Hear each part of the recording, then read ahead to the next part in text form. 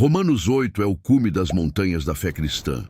Muitos já disseram que, se toda a Escritura fosse um castelo, a carta aos Romanos seria a sala do trono e o capítulo 8 a joia mais preciosa dessa coroa. Ele começa com a sentença mais libertadora que um pecador poderia ouvir. Agora, pois, nenhuma condenação há para os que estão em Cristo Jesus. E termina com a declaração mais triunfante que a alma pode proclamar. Nada poderá nos separar do amor de Deus que está em Cristo, Jesus nosso Senhor. Entre essas duas extremidades, encontramos um rio de verdades eternas, que fluem como bálsamo e como espada. O Espírito Santo nos liberta da lei do pecado e da morte, nos conduz à adoção como filhos, sustenta-nos em meio ao sofrimento, intercede por nós quando não sabemos orar, garante que todas as coisas cooperam para o bem e nos assegura vitória sobre todo o inimigo. Mas existe uma chave escondida que une todas essas promessas. Paulo não fala de uma fé superficial ou de um cristianismo nominal. Ele revela que a vida no Espírito é a única vida que realmente vence a condenação, resiste ao pecado e chega até a glória. A carne nos arrasta para o juízo. O Espírito nos conduz para a liberdade. O mundo olha para Romanos 8 como poesia, mas o crente que teme ao Senhor o lê como sentença de absolvição e declaração de guerra. É absolvição, porque já não há condenação.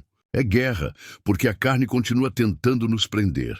Charles Spurgeon chamou este capítulo de o Monte Everest da Bíblia e disse: se o coração do Evangelho está na cruz, o coração da vida cristã está em Romanos 8.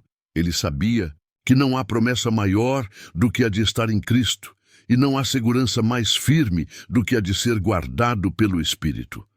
Por isso, esta mensagem é mais que um estudo. É um chamado. Romanos 8 não é apenas para ser entendido, mas para ser vivido. Ele é a fronteira entre uma vida na carne, condenada à morte, e uma vida no Espírito, marcada pela vitória eterna em Cristo. Romanos 8 começa com um estrondo que ecoa pelos séculos. Portanto, agora, nenhuma condenação há para os que estão em Cristo Jesus, que não andam segundo a carne, mas segundo o Espírito. Essa não é uma frase para ser lida com pressa. É uma declaração de guerra contra o inferno. É a sentença que cala a voz da acusação. É a trombeta que anuncia liberdade aos prisioneiros. Até aqui na carta aos Romanos, Paulo descrevera a miséria humana. Todos pecaram, todos estão destituídos da glória de Deus, todos estão sujeitos à lei do pecado e da morte. O tribunal celestial já havia declarado a culpa. Mas, de repente, no capítulo 8, ouvimos um veredito impossível. Não há condenação. O que antes era certeza de juízo se transforma em certeza de absolvição. É preciso perceber o peso da palavra agora. Não é apenas uma promessa futura, não é apenas uma esperança para depois da morte. Paulo afirma que agora não há condenação. O pecador que crê em Cristo não precisa esperar o último dia para ter paz. Ele já caminha sob a bandeira da liberdade. A cruz não adiou a condenação, ela a removeu. A ressurreição não ofereceu uma trégua, ela decretou vitória. O sangue do Cordeiro não cobre parcialmente, ele apaga totalmente. Esse é o poder do Evangelho. Spurgeon dizia em um de seus sermões: nenhuma condenação. Ó palavra celeste, nenhuma, nenhuma sombra, nenhuma acusação, nenhuma dívida. A conta foi paga, o registro foi limpo, o inimigo foi silenciado. Para o príncipe dos pregadores, essa era a maior notícia que o ouvido humano poderia receber. E de fato é. Porque toda religião dos homens tenta oferecer alívio da culpa por meio de obras, rituais, penitências e méritos. Mas o Evangelho não é alívio, é libertação. Não é uma trégua, é um perdão absoluto. A chave escondida aqui é que essa promessa não é universal, mas condicional. Paulo não diz que não há condenação para todos, mas para os que estão em Cristo Jesus. Estar em Cristo não é apenas crer nele de maneira superficial, mas ser unido a ele em sua morte e ressurreição. É viver não mais segundo a carne, mas segundo o Espírito. Esse é o sinal da verdadeira conversão.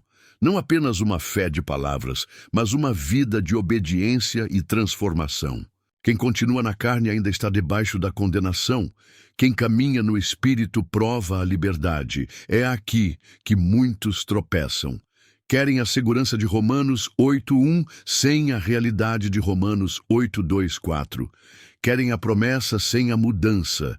Querem a graça sem o Espírito. Mas o apóstolo é claro, não há condenação para os que estão em Cristo e não andam segundo a carne. Isso não significa perfeição sem falhas, mas uma nova direção de vida. O crente verdadeiro pode cair, mas não vive prostrado. Pode tropeçar, mas não permanece no caminho da carne. Ele anda no Espírito porque foi liberto pela graça. Essa verdade é confrontadora porque destrói tanto a arrogância dos justos de si mesmos quanto a falsa esperança dos que querem Cristo sem cruz. O Evangelho não é uma desculpa para viver como se nada tivesse mudado, mas o poder de Deus para uma nova vida. E essa nova vida é marcada por ausência de condenação. Não porque somos perfeitos, mas porque Cristo foi perfeito por nós. Spurgeon alertava sua igreja dizendo: não interpretei mal este texto. Ele não diz nenhuma condenação para os que sentem isso ou para os que se julgam livres disso, mas para os que estão em Cristo. A questão não é o que você sente, mas onde você está. Está em Adão, então condenado. Está em Cristo, então livre. Essa distinção é vital. O Evangelho não é baseado em sentimentos mutáveis, mas em uma posição eterna diante de Deus. Por isso, Romanos 8:1 é mais que uma promessa, é uma identidade. O crente não é mais um réu no tribunal divino, mas um filho adotado. A carne pode tentar acusar, o diabo pode tentar lembrar, o mundo pode zombar, mas a sentença já foi dada, nenhuma condenação.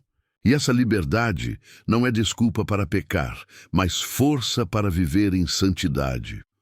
O primeiro passo para entender a chave de Romanos 8 é esse.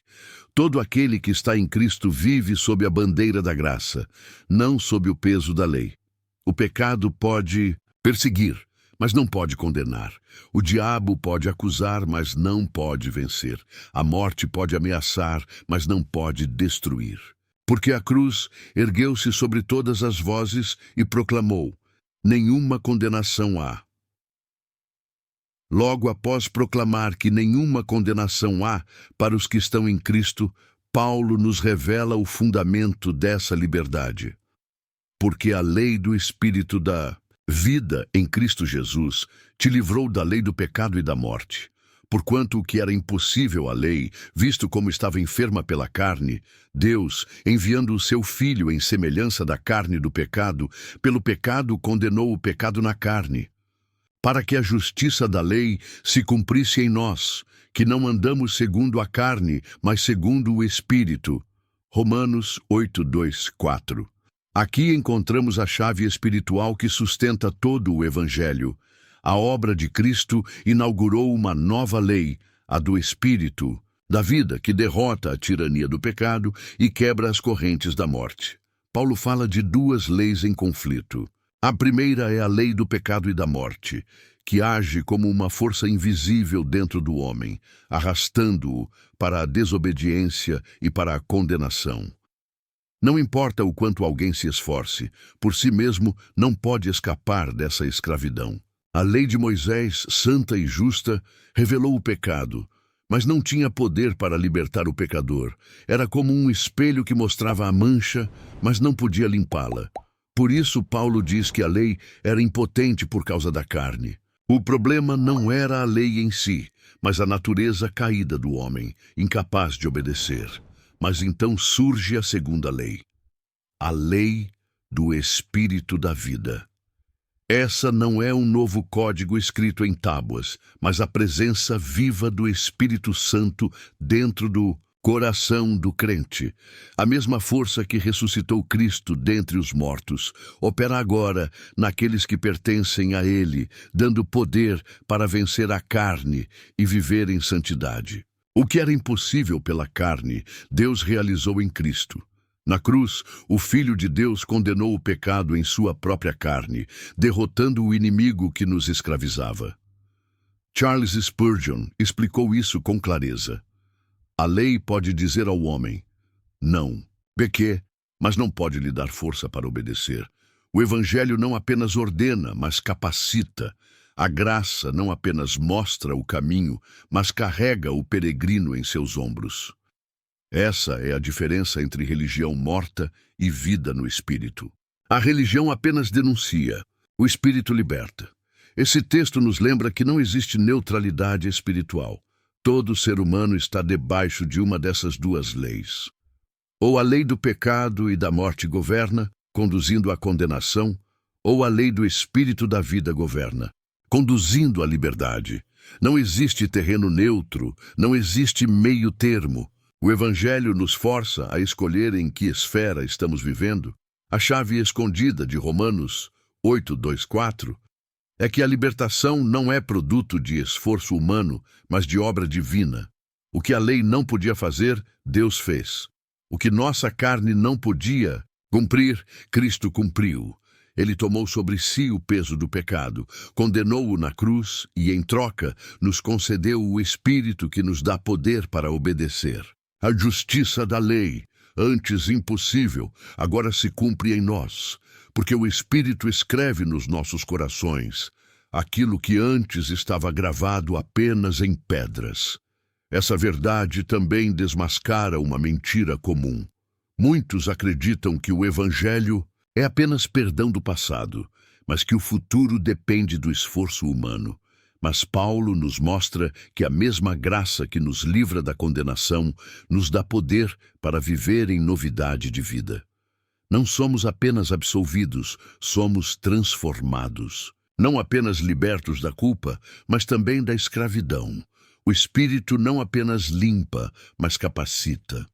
Spurgeon dizia, aquele que é salvo, mas não é transformado, nunca foi salvo de fato, pois a graça que perdoa é a mesma que liberta. Essa afirmação confronta a falsa segurança de muitos que querem o rótulo de cristãos sem experimentar a vida no Espírito. O apóstolo Paulo não deixa espaço para tal engano. Ele diz claramente, a justiça da lei se cumpre em nós, que não andamos segundo a carne, mas segundo o Espírito. Essa é a evidência da verdadeira conversão. O contraste entre andar na carne e andar no Espírito é radical. A carne sempre conduz ao pecado, à morte, ao vazio. O Espírito conduz à obediência, à vida e à paz. Essa diferença não é opcional, é absoluta. Quem está em Cristo não pode permanecer escravo da carne, porque a lei do Espírito o libertou. Quem ainda vive dominado pelo pecado, sem luta e sem arrependimento, não experimentou a realidade dessa obra. Portanto, a chave de Romanos 8:2-4 é que a liberdade não vem pela lei, nem pela força do homem, mas pela obra consumada de Cristo e pela habitação do Espírito Santo. O crente verdadeiro não vive mais debaixo da tirania da carne, mas debaixo da lei do Espírito da vida. Isso não é teoria, é realidade prática. Significa que todos os dias há poder para dizer não ao pecado e sim à santidade. No fim, entendemos que Romanos 8 não é apenas poesia teológica, mas manual de guerra espiritual. A carne ainda grita, o pecado ainda tenta, mas o Espírito governa. A morte ainda ameaça, mas a vida já venceu.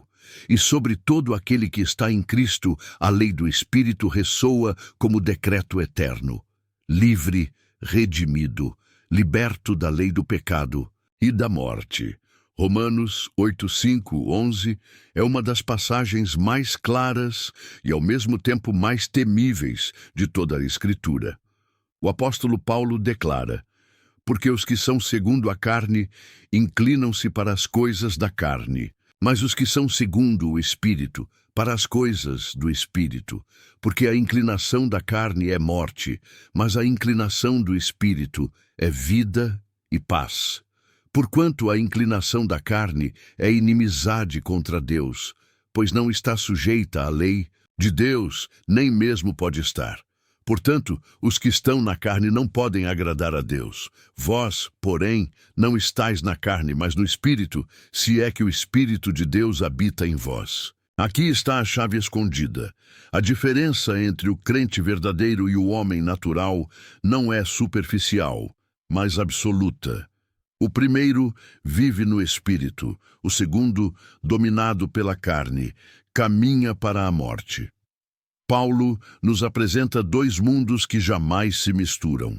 Os que vivem segundo a carne buscam apenas os desejos da carne, prazer imediato, vaidade, poder, orgulho, glória terrena. Sua mente é moldada por aquilo que passa, sua alma é governada pelo que apodrece. Mas os que vivem segundo o Espírito têm outra inclinação.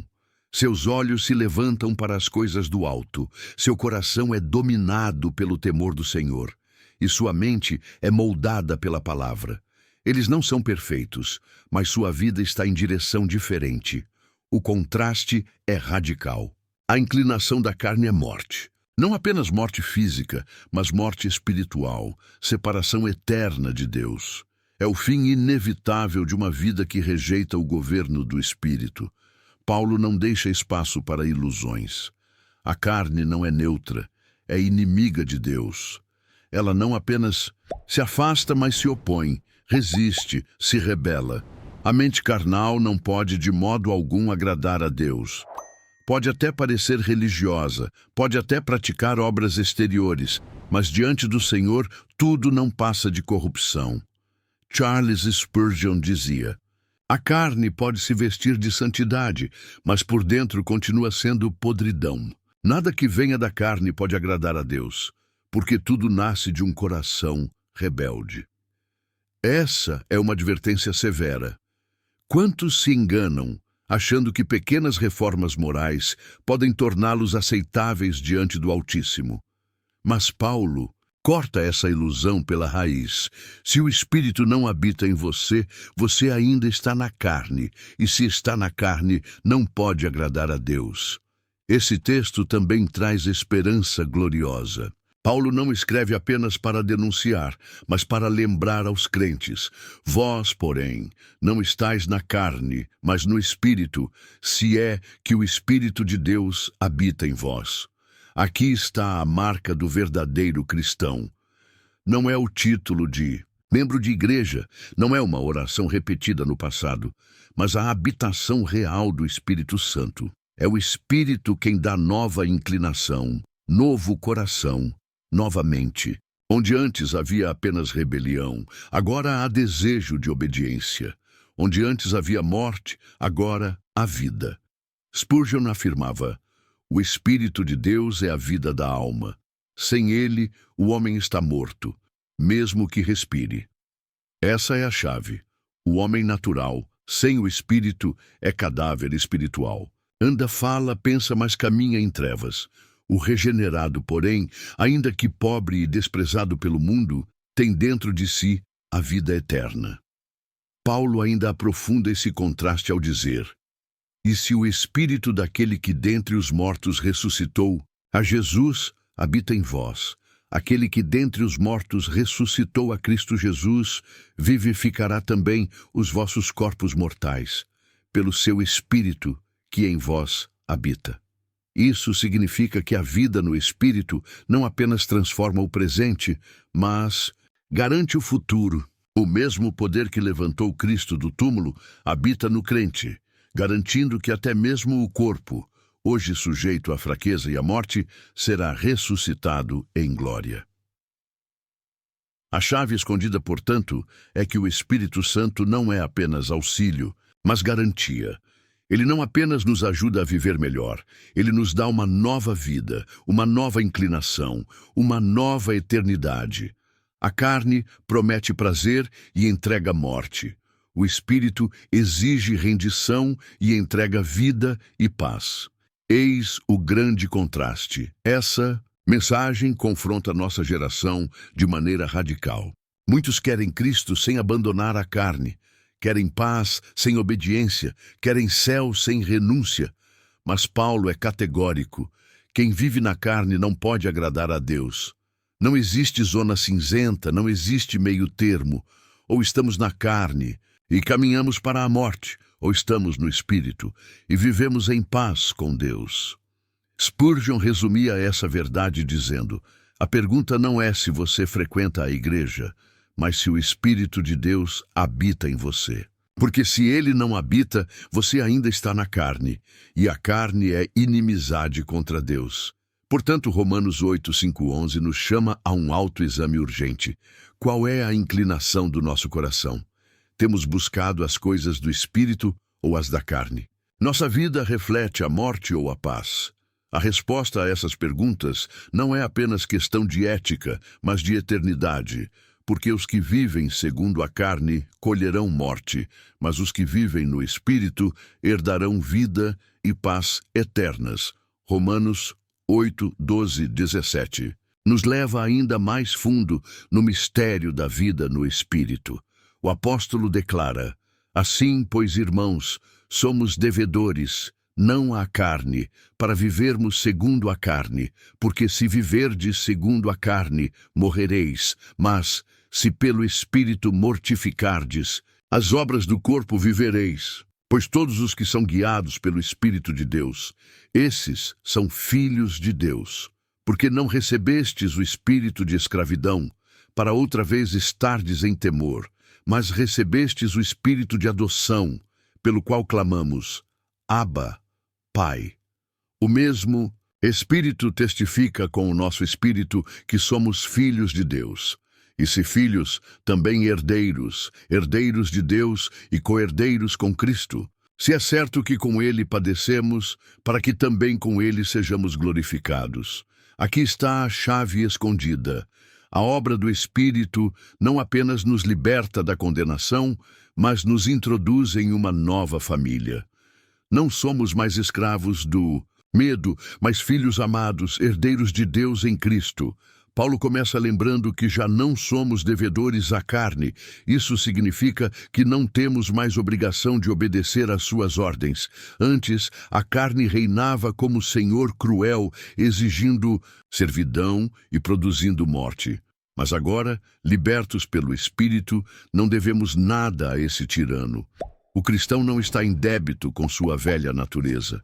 Ele não precisa viver segundo a carne, porque uma nova lei governa sua vida. Esse é um ponto essencial. A liberdade cristã não é apenas teórica, mas prática. Não vivemos mais sob a escravidão do pecado, porque o Espírito nos dá poder para mortificar as obras da carne. Charles Spurgeon disse: a carne pode ainda sussurrar, mas já não comanda. Pode gritar, mas já não governa. Somos devedores, sim, mas ao Espírito que nos deu vida e não à carne que só nos trouxe morte. Essa frase resume a inversão de autoridade que o Evangelho produz. O cristão deve sua lealdade não ao pecado, mas ao Espírito. A seguir, Paulo revela a essência da nova identidade. Todos os que são guiados pelo Espírito de Deus, esses são filhos de Deus. Note o contraste. O homem natural pode se considerar criatura de Deus, mas apenas os que são guiados pelo Espírito podem ser chamados de filhos. A filiação não é universal, mas espiritual. O sinal de que pertencemos a Deus não é apenas um rótulo religioso, mas a condução real do Espírito em nossa vida. Ser filho é viver sob direção, não sob independência. Essa filiação é descrita de forma comovente. não recebestes o espírito de escravidão, para outra vez estardes em temor, mas recebestes o espírito de adoção, pelo qual clamamos, Abba, Pai. Aqui está a virada radical. O homem sem Cristo vive em escravidão, dominado pelo medo do juízo, pela insegurança da carne, pelo pavor da morte. Mas o cristão recebeu o espírito de adoção, que transforma o relacionamento com Deus. O Senhor não é mais apenas juiz, mas pai. Não um pai distante, mas um pai próximo, a quem chamamos Abba. Termo íntimo, usado pelas crianças hebreias para se referirem ao pai com afeto e confiança. Spurgeon pregava com força essa verdade. Adoção é o maior privilégio da graça. O pecador é não apenas perdoado, mas trazido à mesa, chamado filho, feito herdeiro. O céu não é apenas um lugar para servos, mas a herança de filhos. Essa é a glória de Romanos 8. Não somos apenas libertos da culpa, mas inseridos na família de Deus. Paulo ainda acrescenta que o Espírito confirma essa identidade. O mesmo Espírito testifica com o nosso espírito que somos filhos de Deus. Aqui não há auto-engano. O crente não depende apenas de sua consciência, mas do testemunho do Espírito dentro dele. Essa certeza não é arrogância, mas graça. O Espírito sussurra ao coração do crente, tu és filho amado. E esse testemunho é mais forte que as acusações do diabo ou as dúvidas da carne. Por fim, o apóstolo amplia a promessa. E se filhos, também herdeiros, herdeiros de Deus e co-herdeiros com Cristo. Essa declaração é inimaginável. Não somos apenas servos fiéis, mas herdeiros do próprio Deus. Tudo o que é de Cristo é compartilhado com os que estão nele. Mas Paulo não romantiza essa herança. Ele acrescenta, se é certo que com ele padecemos, para que também com ele sejamos glorificados. A filiação envolve tanto a cruz quanto a coroa. O Espírito nos leva a compartilhar dos sofrimentos de Cristo, mas também garante que compartilharemos de sua glória. A chave escondida, portanto, é que a vida no Espírito nos dá uma nova identidade. Já não somos escravos, mas filhos. Já não vivemos sob temor, mas sob adoção. Já não caminhamos sem esperança, mas como herdeiros de uma glória eterna. Essa verdade deve quebrar todo medo e nos encher de confiança. Se Deus é nosso Pai, nada pode nos separar do seu amor. Romanos 8:18 é uma das declarações mais triunfantes de toda a Bíblia.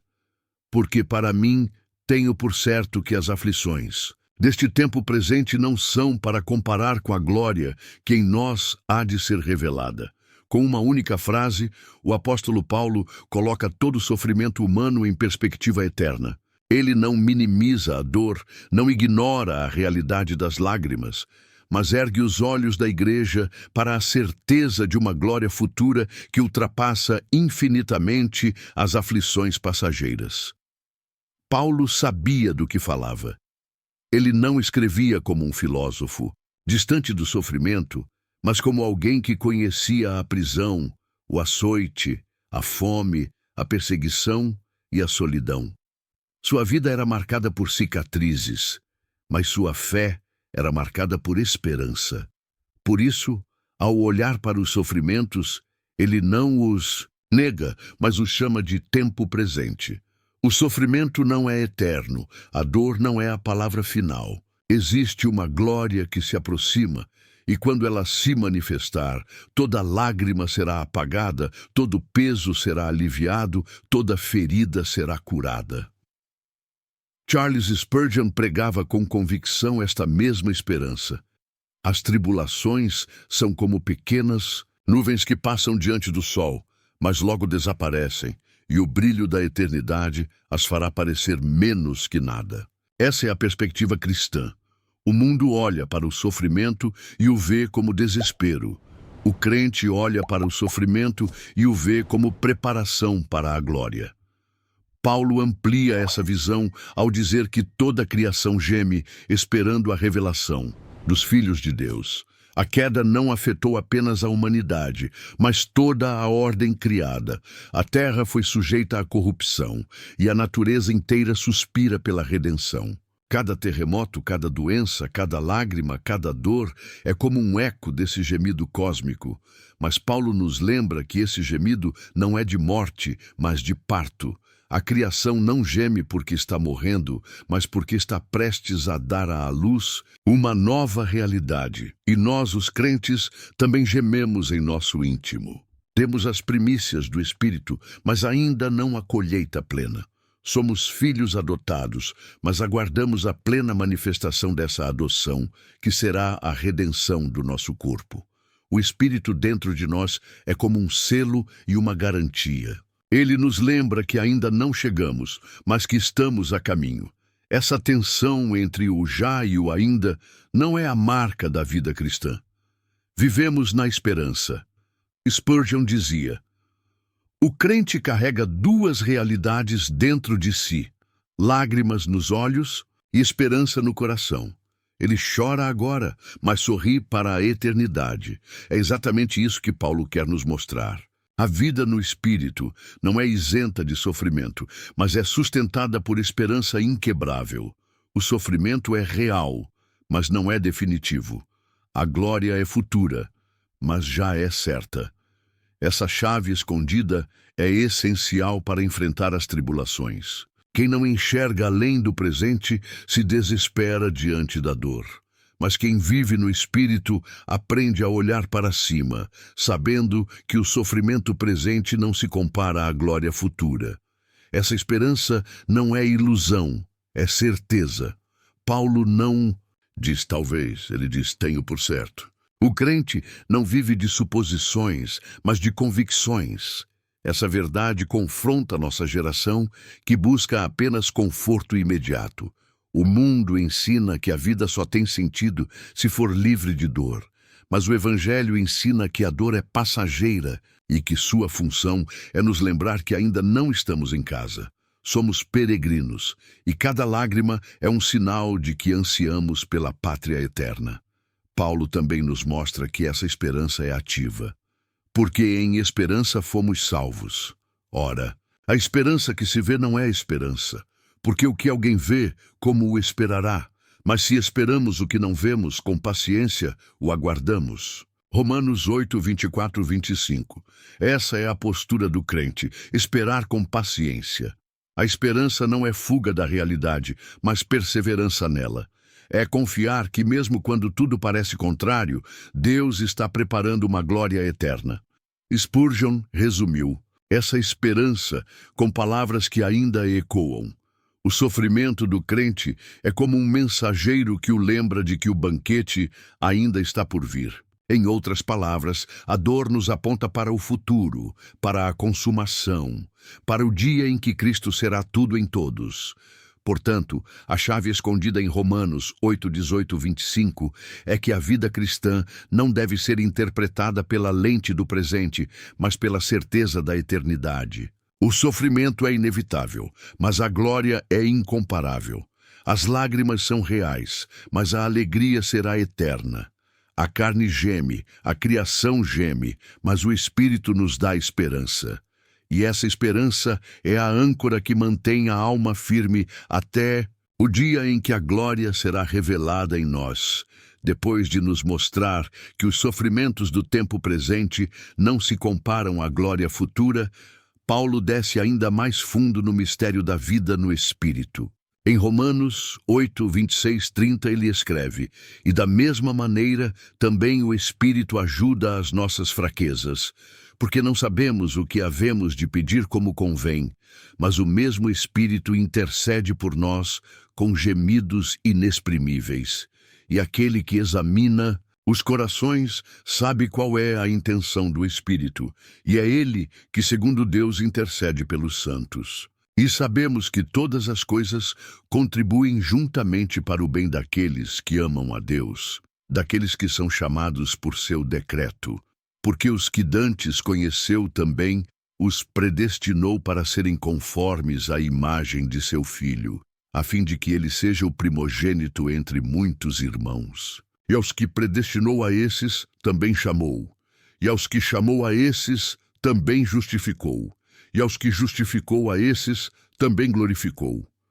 Aqui encontramos duas das verdades mais consoladoras de toda a Escritura. A primeira é que o Espírito Santo intercede por nós, em nossas fraquezas. A segunda é que Deus governa todas as coisas de forma absoluta, de modo que tudo coopera para o bem dos que o amam. Essas duas realidades são a âncora da alma em meio ao caos da vida. Paulo reconhece nossa fraqueza. Ele não romantiza a vida cristã como se fosse fácil orar, perseverar e confiar. Pelo contrário, ele confessa: não sabemos orar como convém. O crente muitas vezes se ajoelha em confusão, sem palavras, com lágrimas que não se transformam em frases. Mas aí entra a obra misteriosa do Espírito. Ele intercede por nós com gemidos inexprimíveis. Não são palavras humanas, mas súplicas divinas que atravessam o trono de Deus em nosso favor. Mesmo quando não sabemos pedir, somos ouvidos. Mesmo quando nossa boca falha, o Espírito fala. Charles Spurgeon dizia: as orações que sobem do coração quebrantado e não encontram palavras são as que mais rapidamente encontram o ouvido de Deus, porque o Espírito Santo as traduz em gemidos celestiais. Que consolo há nessa verdade! Nunca estamos sozinhos em oração. O Espírito não apenas nos ensina a orar, ele ora em nós e por nós. Logo em seguida, Paulo apresenta uma das declarações mais conhecidas da Bíblia. Sabemos que todas as coisas cooperam para o bem daqueles que amam a Deus. Essa não é uma promessa parcial, mas absoluta. Não algumas coisas, mas todas. Não apenas vitórias, mas também derrotas. Não apenas dias de alegria, mas também noites de lágrimas. Tudo, sem exceção, está debaixo da providência soberana de Deus, sendo moldado para o bem eterno dos seus filhos. Mas é importante entender o que Paulo chama de bem. Não se trata de conforto imediato, nem de prosperidade passageira. O bem supremo é sermos conformados à imagem de Cristo. É isso que os versículos seguintes explicam. Os que Deus conheceu de antemão, ele predestinou para serem semelhantes ao seu Filho. E todo o processo da vida, alegrias e dores, bênçãos e tribulações, faz parte desse projeto eterno de nos tornar semelhantes a Cristo. Spurgeon advertia: não julgue o bem apenas pelo presente. O presente pode ferir, mas o fim será glória. O bem que Deus nos promete é o bem eterno e não o conforto passageiro. Essa é a chave escondida aqui. Nem sempre vemos o bem, mas sempre podemos confiar que ele está sendo feito. Paulo ainda descreve a cadeia de ouro da salvação. Os que Deus predestinou, ele chamou. Os que chamou, justificou. Os que justificou, glorificou. Tudo no passado, como se já fosse concluído. Aos olhos de Deus, a salvação é tão certa que pode ser falada como já consumada. Isso nos dá segurança inabalável. Se estamos em Cristo, nada pode quebrar essa corrente. A chave escondida em Romanos 8, 26, 30 é, portanto, dupla. O Espírito intercede por nós em nossas fraquezas. E Deus governa todas as coisas para nos moldar à imagem de Cristo. Não existe acaso na vida do crente. Não existe sofrimento desperdiçado, nem lágrimas sem sentido. Tudo coopera, tudo tem propósito. Tudo conduz ao bem maior. Sermos transformados em semelhança do Filho amado. Essa promessa não é para todos, mas para os que amam a Deus, para os que foram chamados segundo o seu decreto eterno. Essa é a diferença entre o crente verdadeiro e o mundo. Para o ímpio, a dor é apenas dor. Para o crente, a dor é ferramenta de glória. Para o mundo, a tragédia é fim. Para o povo de Deus, a tragédia é apenas cenário para a providência. Spurgeon resumiu isso com uma frase poderosa: o cristão pode escrever em cada página de sua vida: isto também coopera para o meu bem. Essa é a certeza que Romanos 8 nos dá. Romanos 8 culmina como uma sinfonia que cresce em intensidade até o clímax glorioso. Depois de falar da liberdade em Cristo, da vida no Espírito, da adoção como filhos, da esperança na glória futura e da providência divina, Paulo ergue sua voz e pergunta: que diremos, pois, a estas coisas? Se Deus é por nós, quem será contra nós? Romanos 8:31. É como se o apóstolo, diante de todas as verdades reveladas, desafiasse o mundo, o inferno e até mesmo o coração incrédulo. A conclusão é inevitável. Se o Deus eterno tomou partido dos seus filhos, nada, absolutamente nada, pode prevalecer contra eles. Paulo continua: aquele que nem mesmo a seu próprio filho poupou, antes o entregou por todos nós. Como nos idiomas, não dará também com ele todas as coisas? Versículo 32. Aqui está a lógica irresistível do Evangelho. Se Deus entregou o maior de todos os tesouros, o próprio Filho, como poderia reter qualquer outra coisa que fosse necessária para a salvação e o sustento do seu povo?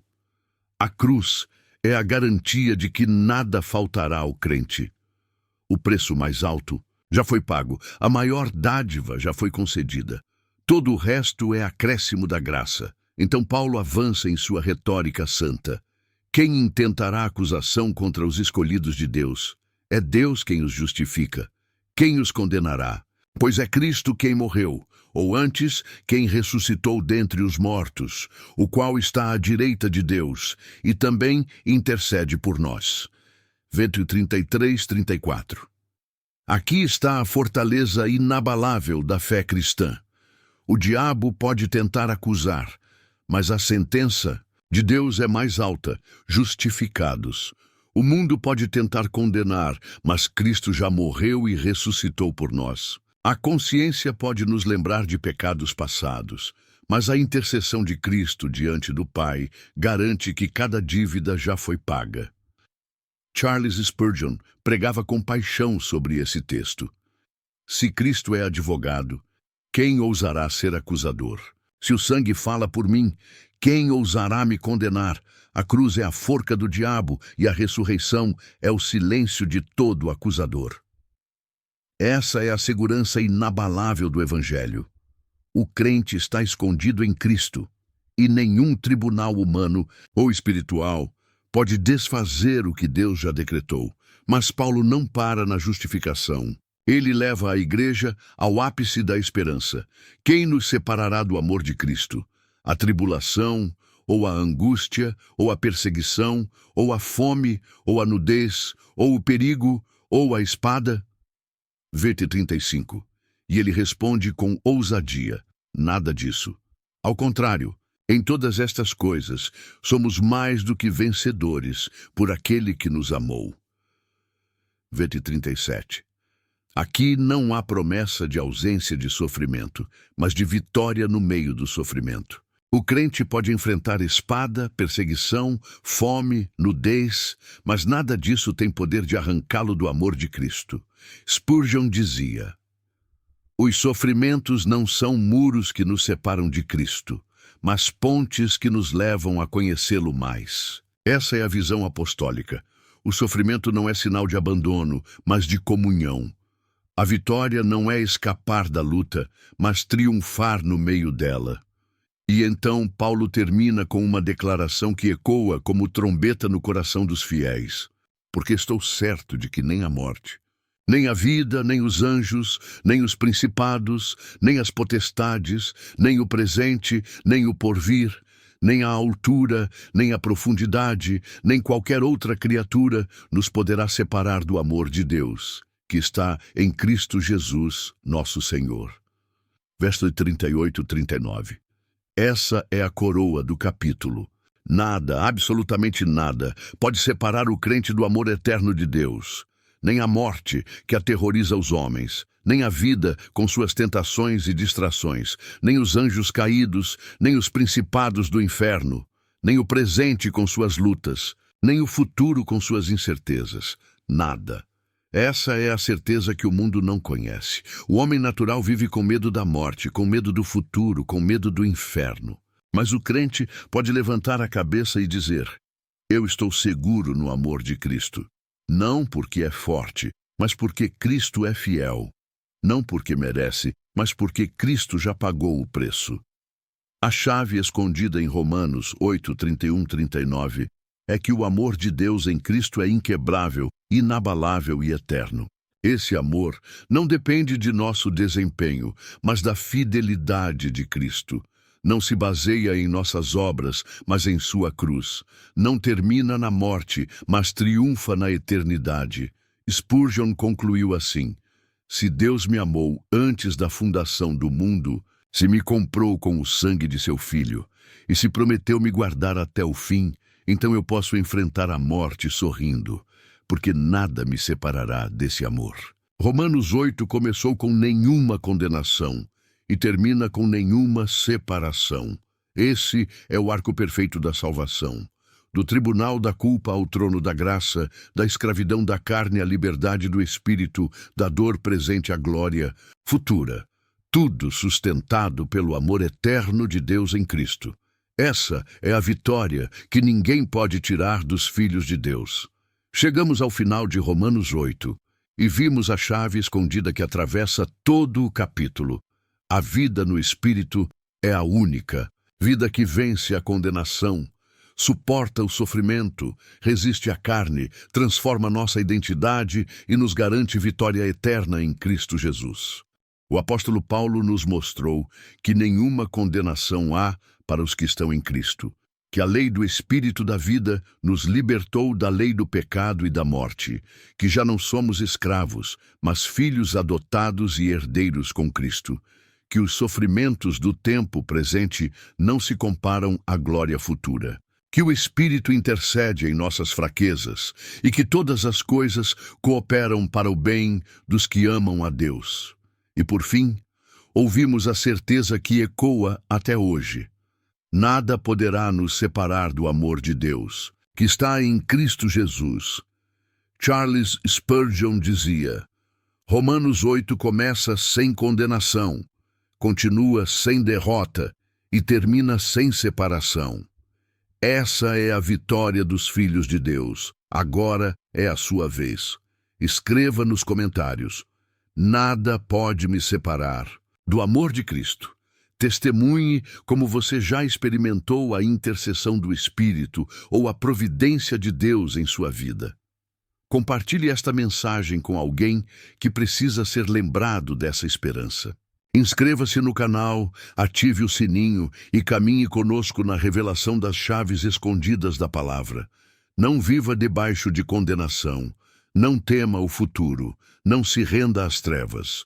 Você está em Cristo e, se está em Cristo, está seguro. Porque nada, absolutamente nada, poderá separar você do amor eterno de Deus.